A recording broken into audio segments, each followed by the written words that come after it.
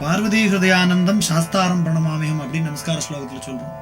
பகவானுடைய அவதாரம் வழுவூர்ல நடந்ததுன்னு நம்ம பார்த்தோம். அந்த வழுவூர்ல அவதாரம் பண்ணின அந்த பகவான் முதல்ல ஆனந்தத்தை கொடுக்கணும்னு தீர்மானம் பண்றான். ஏன்னா பகவானுக்கு சேவிப்போருக்கு ஆனந்தமூர்த்தின்னு ஒரு பேரு உண்டு. தன்னை வழிபடக்கூடிய அத்தனை பேருக்கும் சதா சர்வகாலமும் சந்தோஷத்தை மாத்திரமே கொடுக்குற ஒரு சுவாமியா சாஸ்தா இருக்கான. அதனாலதான் அவனை பூஜை பண்றவாளுக்கும் ஆராதனை பண்றவாளுக்கும் என்னென்னைக்கும் சந்தோஷம் மட்டுமே இருக்கு. அப்பேற்பட்ட அந்த சுவாமி முதல்ல யாருக்கு சந்தோஷத்தை கொடுத்தான் அப்படின்னா பார்வதி ஹிருதயானந்தம் சாஸ்தாரம் பிரணமாமியம். தன்னுடைய அம்மாவா இருக்கக்கூடிய அந்த பரதேவதைக்கு, அந்த பார்வதிக்கு ஆனந்தத்தை கொடுக்கணும்னு பகவான் தீர்மானம் பண்ணான். தன்னுடைய அவதாரம் நடந்து முடிஞ்ச உடனே முதல்ல குழந்தையா இருக்கிற சுவாமி ஒரு லீலை நிமித்தமா ஏதோ தனக்கு பசி ஏற்பட்டது போலவும் தான் பாலுக்கு வேண்டி அழறா மாதிரியான ஒரு தோற்றத்தை உண்டு பண்ணி சுவாமி அழ ஆரம்பிக்கிறான்.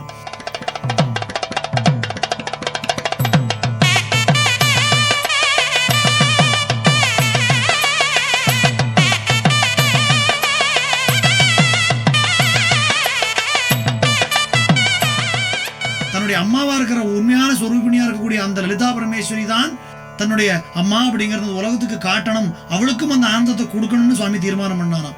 அதனால குழந்தையா சுவாமி அழுததும் உண்மையான மோகினி சொரூபத்தில் இருக்கிற மகாவிஷ்ணுவோ ஒரு ஆண், அவர் ஆண் சொரூபத்துக்கு மாறிடுறார். அங்க எத்தனையோ ஸ்திரீகள்லாம் இருக்கா. அத்தனை பெண்கள் இருந்தாலும் யாருக்கும் என்ன பண்றதுன்னு தெரியல. பகவானே குழந்தையா பிறந்தாலும் இந்த குழந்தை அழுதுன்னு இருக்க, என்ன பண்றதுன்னு எல்லாரும் கவலைப்பட்ட போது உண்மையான அந்த மாத்ருத்துவம் யாருக்கு இருக்கோ, எவ உண்மையான அம்மாவோ, எவ்வளவு ஸ்ரீமாதான் லலிதா சஹஸ்ரநாமம் சொல்றதோ அந்த பார்வதிக்கு, அந்த அம்பாளுக்கு, அந்த பரதேவதைக்கு தாய்மை உணர்வு பீரிட்டு வந்துதான். உடனே அந்த குழந்தைய எடுத்து மடியில வச்சு தன்னுடைய முலைப்பால்னு சொல்லக்கூடிய சன்னிபானத்தை கொடுக்கிறாளாம்.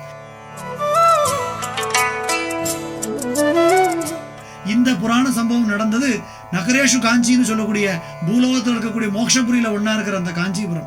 இன்னைக்கும் அந்த காஞ்சிபுரத்துல சாக்ஷாத் லலிதா பரமேஸ்வரியோட சொரூபிணியா இருக்கிற அந்த காமாட்சிக்கு நேர் பின்னாடி அந்த சாஸ்தா பூர்ண புஷ்கலா சமேதனா உட்காந்து அம்மாவுக்கு பிரியமான குழந்தையா அந்த காமகோஷத்துக்கு காவலா இருக்காளாம்.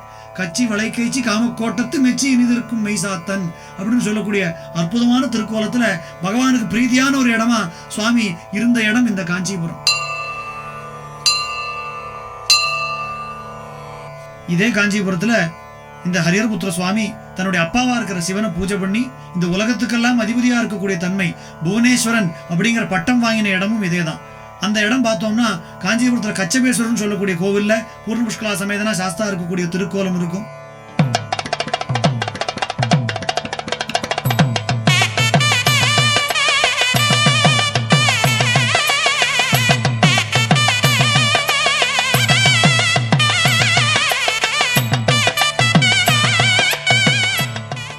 கோவிலுக்கு பக்கத்துல மகாசாஸ்தேஸ்வரம் அப்படின்னே ஒரு சிவன் கோவில் இருக்கான். இன்னைக்கு அந்த கோவில் ரொம்ப பாழடைஞ்சு போய் எளிதில் அணுக முடியாதபடிக்கு இருந்தாலும் காஞ்சி புராணத்துல அந்த கோவிலை பத்தின குறிப்பு இருக்கு.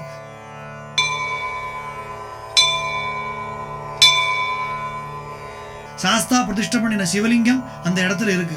அந்த சிவனை பூஜை பண்ணின போதுதான் பரமேஸ்வரன் அங்க பிரத்யட்சமாகி இந்த தவத்தின் பயனா இந்த உலகத்துக்கெல்லாம் அதிபதியா இருக்கக்கூடிய தன்மை உனக்கு உண்டாகும் அப்படின்னு சொல்லி சாஸ்தாவுக்குன்னு ஒரு லோகத்தை உண்டு பண்ணி தன்னுடைய கையாலேயே பகவானுக்கு புவனேஸ்வரன் அப்படிங்கிற பட்டத்தை கொடுத்து இந்த புவனங்களுக்கெல்லாம் அதிபதியானே இருப்பாய் அப்படின்னு பரமேஸ்வரன் பட்டாபிஷேகம் பண்ணி வச்சாராம். இப்படி சாஸ்தாவோட பல வகையிலும் அற்புதமான தொடர்புகள் கொண்ட ஒரு பூமி இந்த காஞ்சிபுரம்.